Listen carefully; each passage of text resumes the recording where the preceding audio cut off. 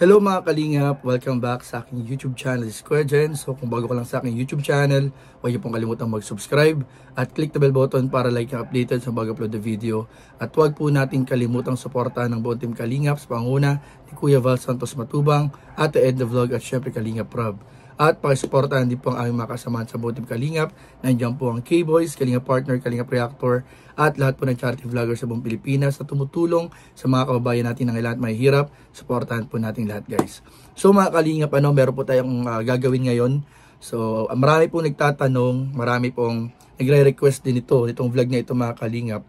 Dahil nga po marami nag-aalala at naghahanap po kay Carla.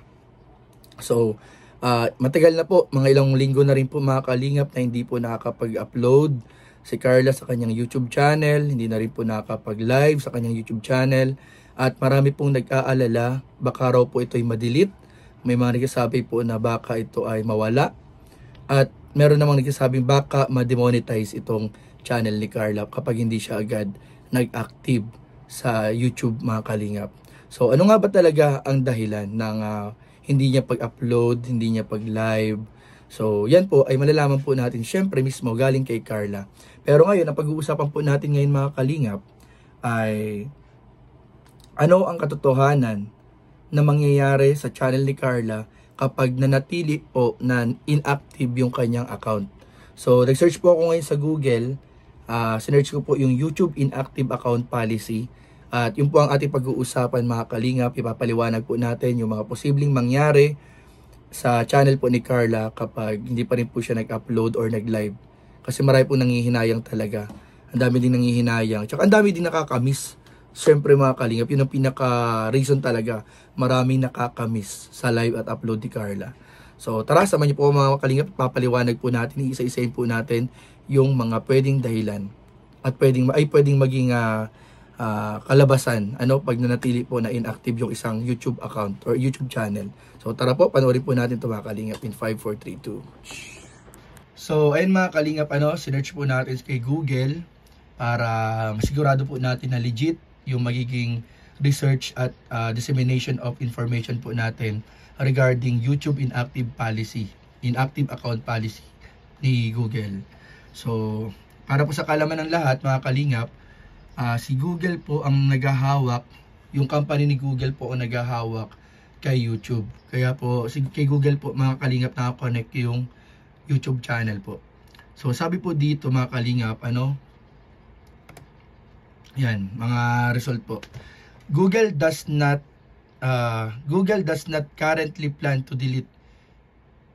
Iba to yung kanina eh. Ito mga Kalingap.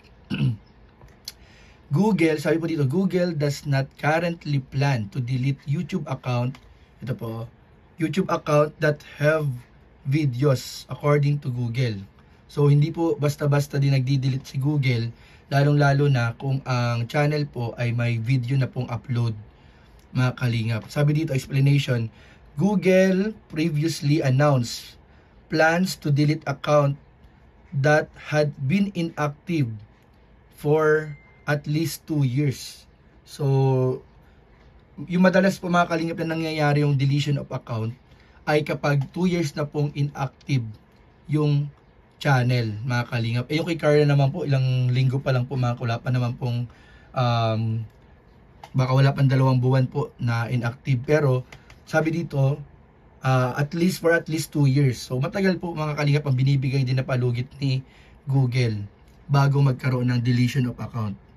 Sunod po mga Kalingap, However, Google later updated its policy and no longer plans to delete accounts with YouTube videos. Mas maganda pala mga Kalingap eh.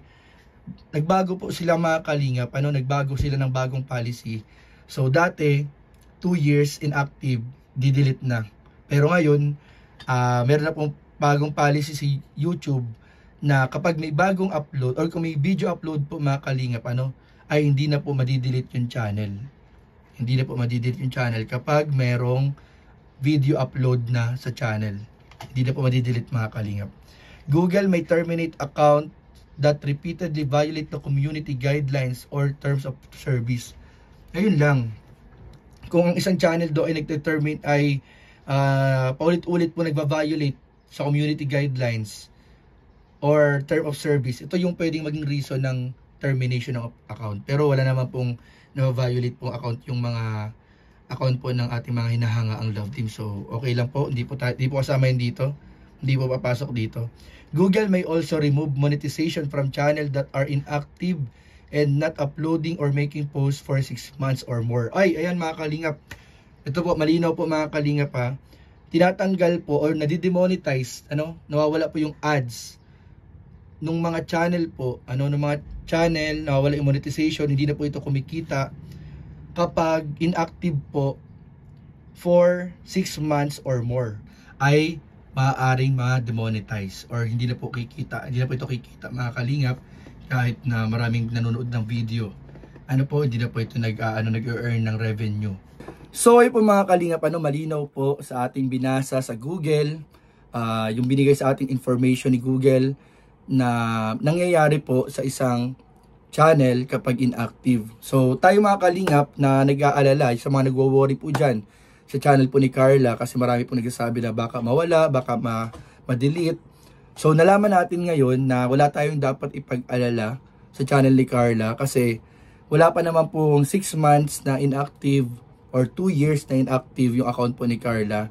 Kaya wala po tayong dapat ipag-alala mga kalingap. And if ever man po mga kalingap na ito ay ma-demonetize, ay agad-agad din naman po ito nagagawa ng paraan para ma-monetize po ulit mga kalingap. Ay, tsaka yun nga mga kalingap, may nalaman po kanina. May good news po tayo kasi meron po nakarating sa ating balita na ito di ko alam, di ko siguradong 100% pero may nakarating sa ating balita mga kalingap na mamaya raw po sa mga nag-aabang ng live ni Carla, parang nagbabalak po mamayang mag-live.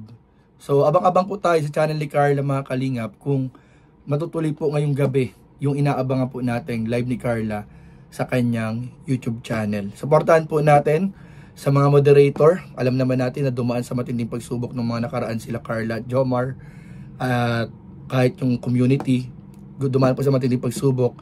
So iniiwasan po natin dyan mga kalingap na magkaroon o mapasok po ng mga bashers.